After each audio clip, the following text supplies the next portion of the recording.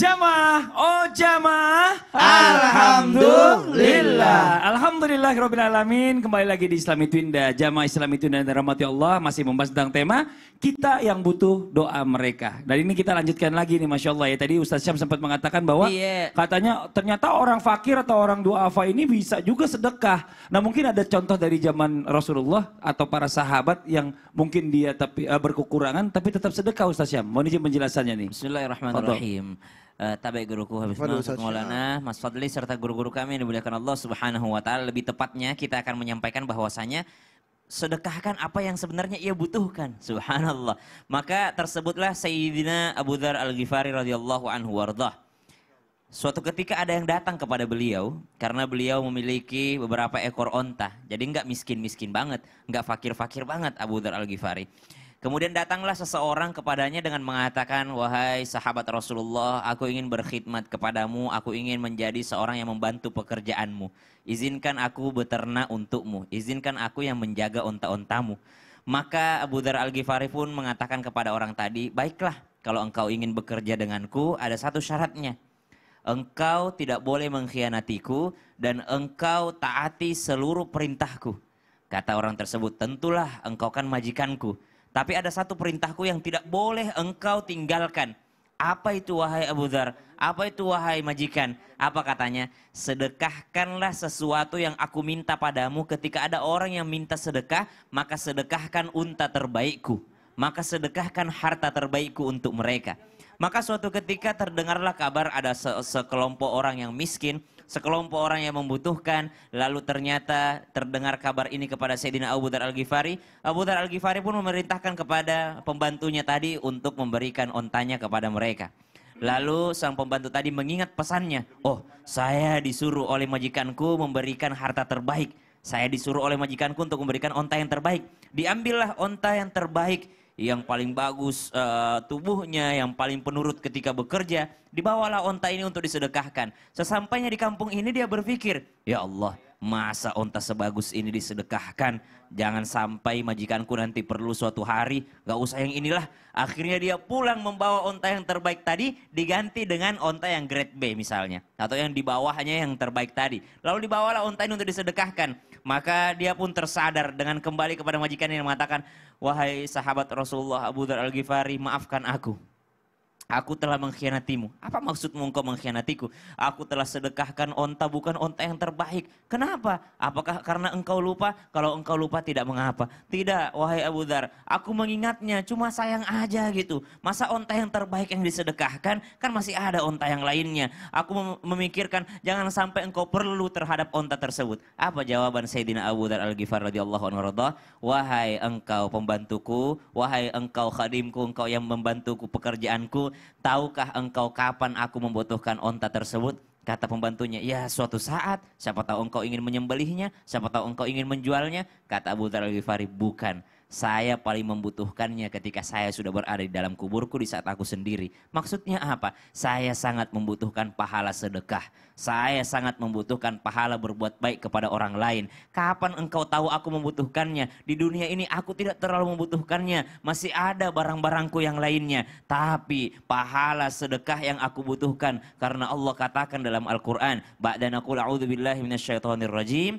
لن تنالوا البر حتى تنفقوا مما تحبون.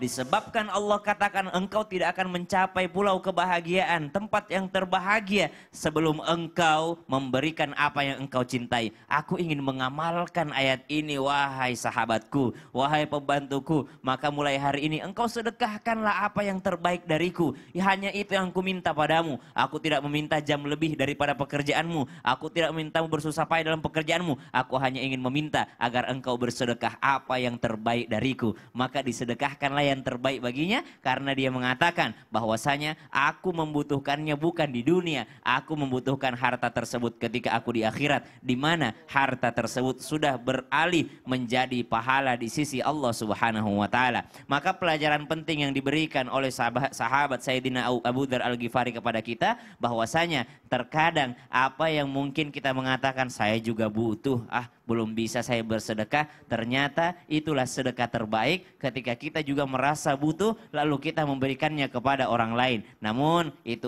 membutuhkan kesabaran daripada diri kita, makanya kita terus belajar di mimbar Islam itu indah. Wallahu ta'ala a'lam. Masya Allah, kalau mau belajar emang luar biasa sama Ustadz Maulana. Kenapa? Uangnya banyak habis buat sedekah, kadang-kadang Allahu lupa buat Akbar. dirinya sendiri. Allahu Anaknya belum Akbar. bayaran sekolah. Wah, Jadi hari ini kita tahu ya bahwa ternyata Masya Allah. ngikutin Abu Dzar Al-Ghifari. Iya benar. Jadi Masya kita ganti Allah. namanya Siap. Ustadz Maulana Al-Ghifari. Al-Ghifari. Masya Allah. Terima kasih banyak Ustadz Syam. Jazakallah khairan kasiran udah mengingatkan kita semua. Nah sekarang kita lanjut lagi nih. Buat jamaah Islam Tinda yang ada di rumah ya. Yang namanya kaum duafa ini banyak banget nih contohnya. Mungkin ya salah satunya adalah kita bicara tentang ada fakir miskin dan juga anak yatim. Dan lain-lain ya. Tapi kalau kita bicara masalah tentang yang utama nih Habib nih, mohon izin Habib nih. Mana yang lebih kita dahulukan? Fakir miskin atau anak yatim nih kalau kita bicara sebagai target sedekah nih, mohon izin penjelasannya, tafadhol. Di dalam Al-Quran Allah Subhanahu wa taala berfirman, "Wa bil walidaini ihsana wa bidzil qurba wal yatama wal masakin." Artiin. Jelasin dong Bib. Sambil tausiah berdiri dong Bib. Kita nungguin semua nih jamaah juga di rumah nungguin. Silakan Bib, tafadhol. Ustaz Syam. Bismillahirrahmanirrahim. Allahumma shalli ala sayyidina Muhammad wa ala sayyidina Muhammad. Allahumma Siapa shalli yang akan kita dahulukan? Sebagaimana hadisnya baginda Nabi Muhammad SAW dan dalam Al-Quran Allah Subhanahu wa taala berfirman bahwasanya wabil walidaini ihsanan wabidzil qurba wal yatama wal masakin, bahwasanya yang harus kita tolong terlebih dahulu ada fakir, miskin, yatim, janda, apa lagi? Fisabilillah dan lain sebagainya. Ternyata yang paling dulu kita harus sedekah adalah ke keluarga dulu. Ya kan? Kalau misalkan dia punya anak, istrinya sudah dicukupin, barulah kita masuk ke dalam ranah siapa? Orang tuanya sudah dicukupin, istri anaknya dicukupin, masuk di keluarganya. Ketika ada keluarga yang fakir, atau ada keluarga yang miskin, atau ada keluarga yang janda, atau keluarga yang yatim, maka didahulukanlah keluarga tersebut. Karena apa? Ketika memberikan kepadanya satu pahala, karena ada pahalanya silaturahmi terhadap keluarganya, menjadi double pahalanya tersebut. Oleh karena itu beruntunglah mereka yang mengikuti daripada setiap kajian-kajian, duduknya di majelis ta'lim, agar apa? Mengerti tentang hukumnya Allah Subhanahu wa taala. Ketika dia memberikan kepada keluarganya, ketemu sama keluarganya atau silaturahmi terhadap keluarganya, maka dia memberikan tersebut, dia mendapatkan dua pahala. Misalkan ada keluarga yang fakir, dia kasih, dia dapat pahala terhadap fakir, dia dapat pahala kepada siapa? Kepada silaturahim terhadap keluarga tersebut. Dan juga ada lagi saudara kita yatim yang dimana mereka membutuhkan dan sangat-sangat membutuhkan. Sebagaimana hadisnya baginda Nabi besar Muhammad SAW, ana wakafil yatim hakaza. Wasara bisababi wal ustafaru jabainahuma syai'an. Nanti dia akan berjalan nih, berdampingan nih, siapa orang yang menjaga anak yatim, ana wakafil yatim, menjaga, mengurus, mendidik, merawat anak yatim seperti jari telunjuk dan jari tengah, berjalan berdampingan bersama Rasulullah SAW ke dalam surganya Allah Subhanahu wa taala. Misalkan ada yatim, wah kerabat kita, keluarga kita. Oh ternyata kerabat nggak ada, keluarga udah nggak ada juga semuanya. Misalkan ada tetangga kita, nah baru masuk tetangga kita, kasih tetangga kita, kasih yang terdekat dengan kita. Bahkan hadisnya Rasulullah SAW, kalau kita punya makanan, ya kan, kuahnya banyakin, kasih ke tetangga, ya kan, kuahnya banyakin, jangan kasih kuahnya juga, Kuahnya doang lagi kasih dagingnya, kasih Iya, iya, ayamnya, dikasih juga. Jadi jangan kasih yang tar deh ngasih, tunggu nggak dimasukkan dulu, sorean.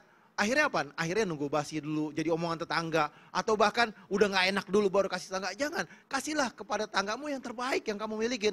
Yang kau punya yang paling bagus dan yang paling baik. Ini yang benar. Karena apa? Sedekah terhadap tetangga adalah satu keberkahan di dalamnya. Dan ada satu kenikmatan di dalamnya. Man kana yu'minu billahi wal yaumil akhir fal yukrim jarhu. Siapa orang yang beriman kepada Allah dan beriman kepada hari akhir, maka dia muliakan tetangganya. Dia sedekah terhadap tetangganya. Dia memberikan yang terbaik terhadap tetangganya, ini keberkahan.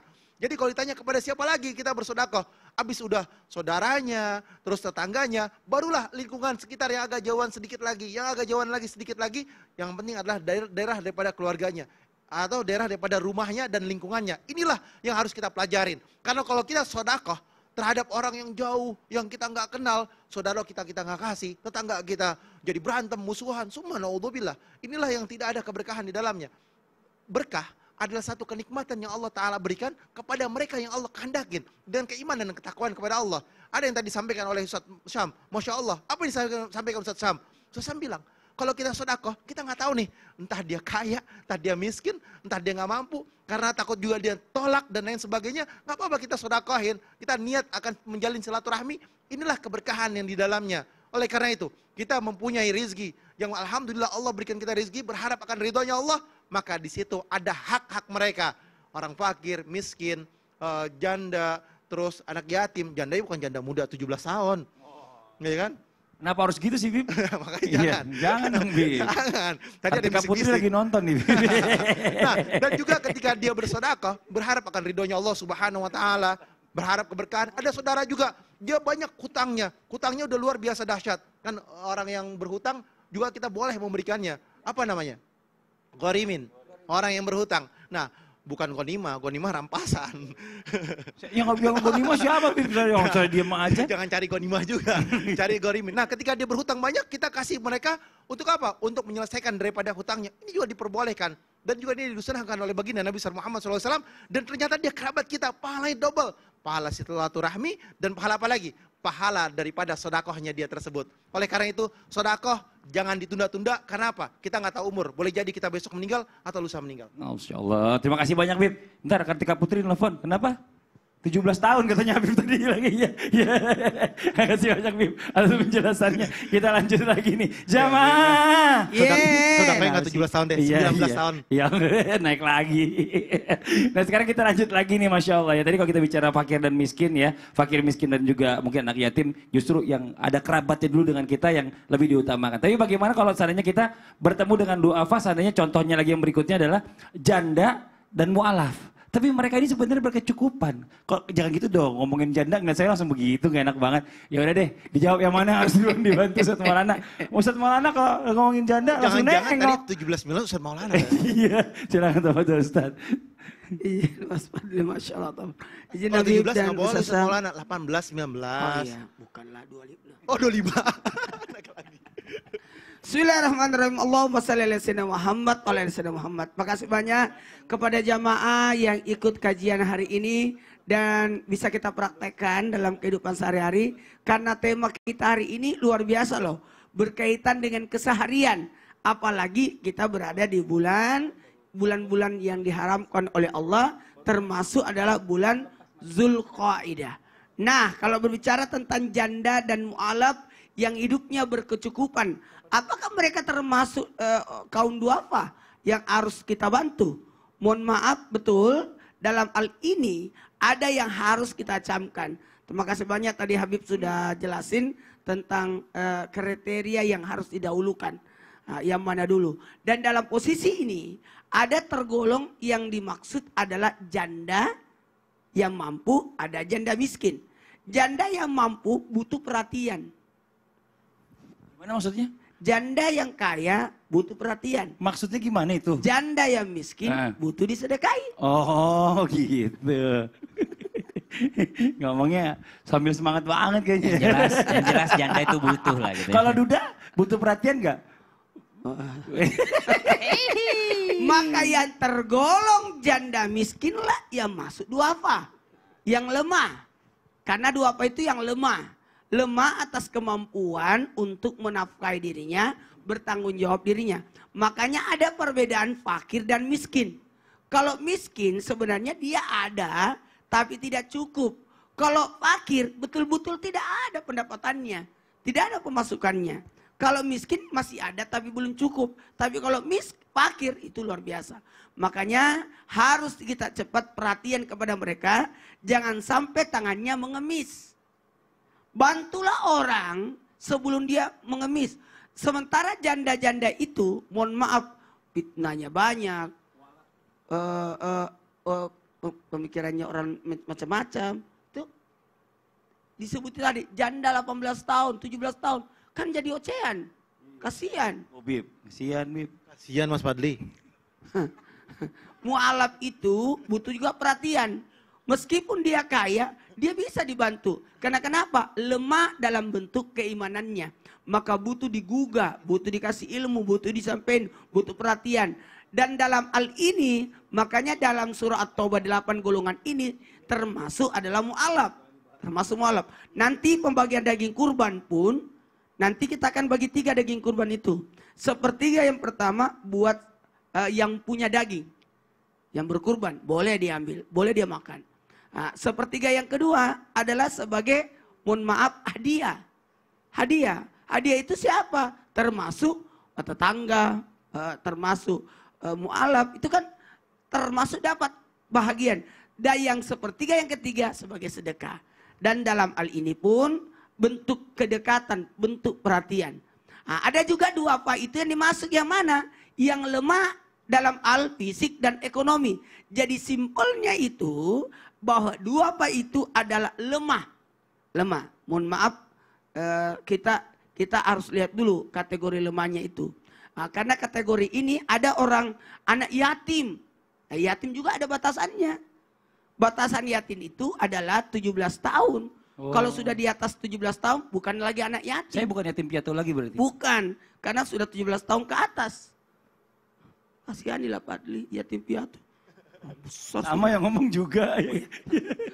Dan yang dua apa itu, yang kategori adalah lemah ke ekonomi, lemah fisik, dan ada juga Apa tuh Ustadz? butuh perhatian. Butuh perhatian. Masya Allah. Terima kasih banyak Ustadz Maulana. Dia kaya, tapi Iya. anak yatim gak kaya, tapi dia butuh perhatian. Masya Allah. Jadi bedakan ya yang mana butuh perhatian sama butuh bantuan. Iya.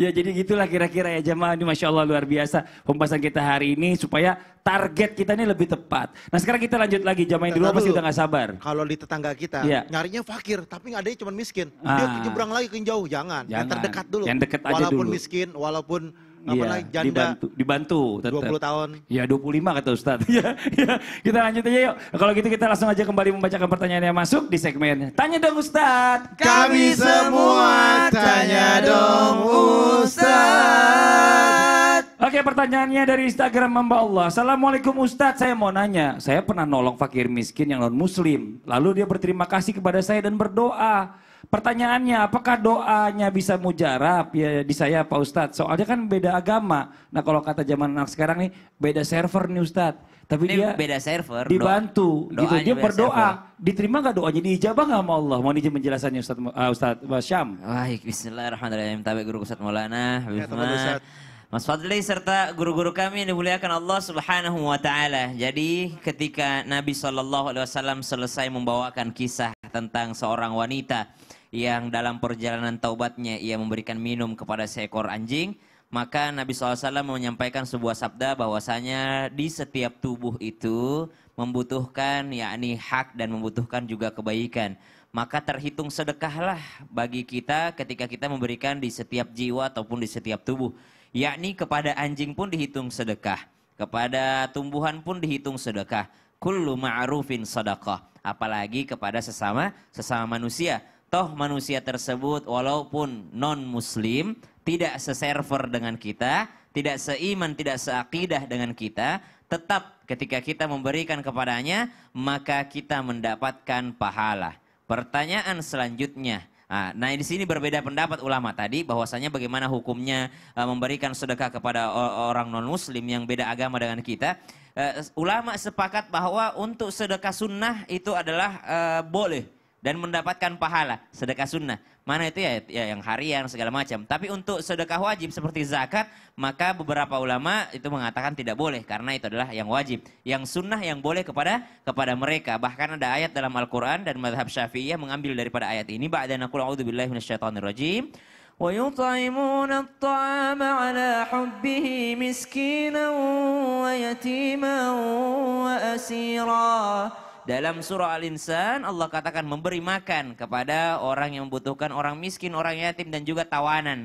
Tawanan perang itu biasanya kaum musyrikin. Tapi dilarang, sangat dilarang dalam Islam menzalimi tawanan ini. Bahkan diberi makan, diberi minum, diberikan tempat yang terbaik yang ditawan di dalam tawanan peperangan dalam Islam tadi. Maka subhanallah dari sini juga diambil pendapat bahwasanya memberikan makan, memberikan sedekah kepada fakir meskipun dia non muslim itu adalah diperbolehkan, bahkan mendapat pahala di sisi Allah Subhanahu wa taala. Selanjutnya penanya bertanya, apakah ketika mereka berdoa doanya diterima? Maka subhanallah karena berbeda server tentu saja berdoanya juga berbeda.